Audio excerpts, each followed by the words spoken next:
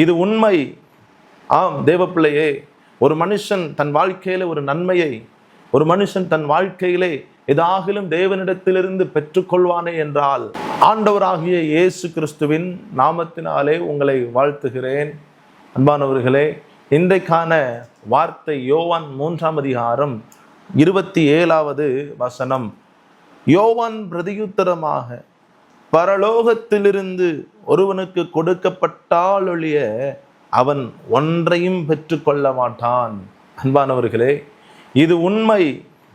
ஆம் தேவப்பிள்ளையே, ஒரு மனுஷன் தன் வாழ்க்கையில ஒரு நன்மையை, ஒரு மனுஷன் தன் வாழ்க்கையிலே ஏதாகிலும் தேவனிடத்திலிருந்து பெற்றுக்கொள்வானே என்றால், அந்த காரியம் பரலோகத்திலிருந்து வருவதை அல்லாமல், பரலோகத்தின் தேவன் கொடுப்பதை அல்லாமல் வேற ஒன்றுமல்ல.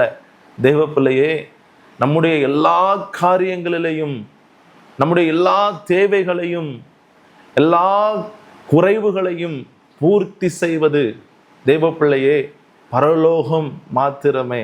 ஹல்லேலூயா. நிச்சயமாகவே இந்த ஆண்டவராகிய இயேசு கிறிஸ்து இந்த நாளில் உங்கள் வாழ்க்கையில் நீங்கள் என்ன காரியங்களை எதிர்பார்க்கிறீர்களோ, பலவிதமான தேவைகள் உங்கள் குடும்பத்தில், திருமண காரியங்கள், உங்கள் குடும்பத்தில் பலவிதமான நெருக்கங்கள், சூழ்நிலைகள், குறைவுகள் இருக்கலாம். எல்லாவற்றையும் தேவன் நிறைவாக மாற்றுவார்.